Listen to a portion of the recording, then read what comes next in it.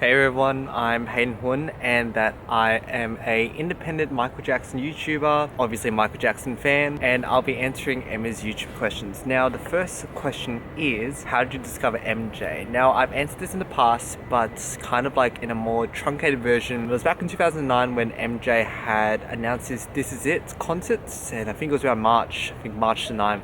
It's around my birthday. And my dad literally said to me, don't be like this guy, he used to be black but now he's white. Now as you can see, that was an ignorant statement. However, through that it obviously taught me how to research about him. You know, I found more stuff about him, researched his songs as well as his dances, and I guess the rest is history. Question number 2 is, what is the first song you heard from Michael ever? Look, to be honest, I'm not too sure. I completely forgot, but geez, that is hard because I can't really remember. The earlier songs that I heard as a fan, that was probably Billie Jean, Smooth Criminal, I think Rockin' Robin was actually another one as well. So the third question is, how did Michael inspire you? Now, I think I've answered this in a video in the past. However, to be honest, it started me being a fan of him, like of his works. But as I grew up and obviously now I have my own career in my own respective area, he taught me how to motivate me, as well as how to have the passion for your craft, as well as how to have a really cool style as well. I mean, some of my fashion choices as well as the things that I buy are MJ related, in a sense where if you look at my YouTube videos as well as my Instagram, as you can tell, I am heavily inspired by MJ's clothing. But mainly how MJ actually inspired me was his admiration and I guess passion for his craft, i.e. like singing, dancing, songwriting, and all those creative art things. Alright, costume time. Where do I buy all these costumes? Now, I've been a performer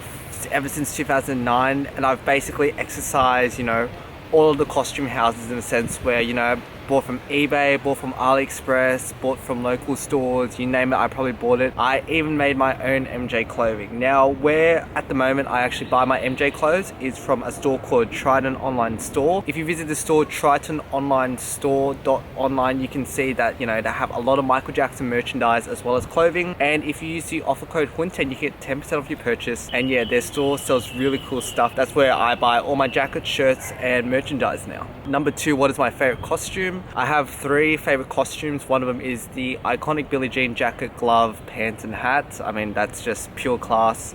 The Smooth Criminal suit, that's also my favorite as well. And the third one is the Jam jacket from 1992. Alright, number 3, this is an interesting question. Can someone be an impersonator just by wearing his clothes? Yes, but in a sense, they're kind of like more sort of lookalikes rather than impersonators. Impersonators is kind of, they emulate MJ's appearance, but they also emulate, you know, him singing and dancing as well. I really don't like the term impersonator as well. Obviously, there's a lookalike where you can look like him, but I prefer normally tribute artist or performer. Long story short, yes, you can. In terms of impersonator, that's more of a show, you know, singing and dancing rather than just looking like him. If you look like him, that's cool. You're obviously inspired, but yeah, that's more so like an inspired fashion choice rather than an impersonator. All right, songs. So what's my favorite song of him? So I have 3 favorite songs. One is Smooth Criminal, classic, one of my first favorite songs of him.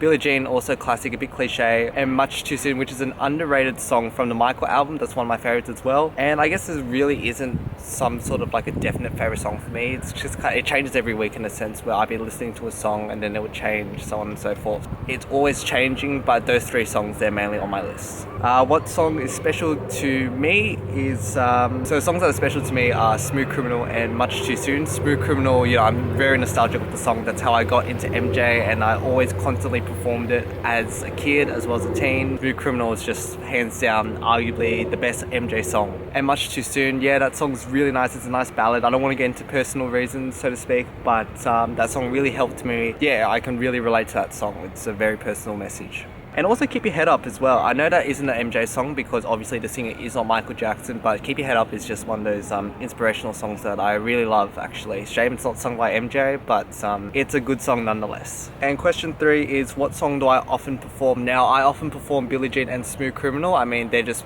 crowd favorites in a sense, where, you know, I can perform it flawlessly, you know, in my style as well.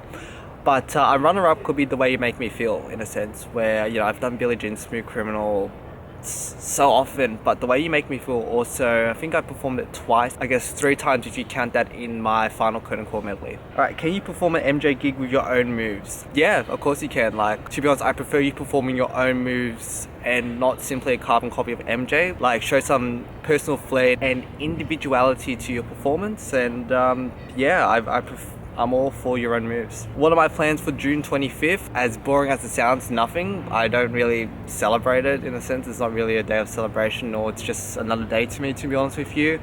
As a kid, I used to get really sad about June 25th, but I think it's just one of those things as you grow older, it's just kind of like, oh, that happened, in a sense where, you know, I'm not going to sound like an ungrateful fan or just like not caring, but June 25th is just any other day. And last but not least, what would you like to say to my viewers? I'd like to say thanks, Emma, for this opportunity to you know, giving me these questions for me to answer for you. Subscribe to Emma's channel, and that you know, if you're feeling generous, subscribe to my channel as well. But yeah, thanks for the opportunity, Emma. I really appreciate it, and yeah, hope you enjoy, like and subscribe, and I'll see you in the next video. Catch you around.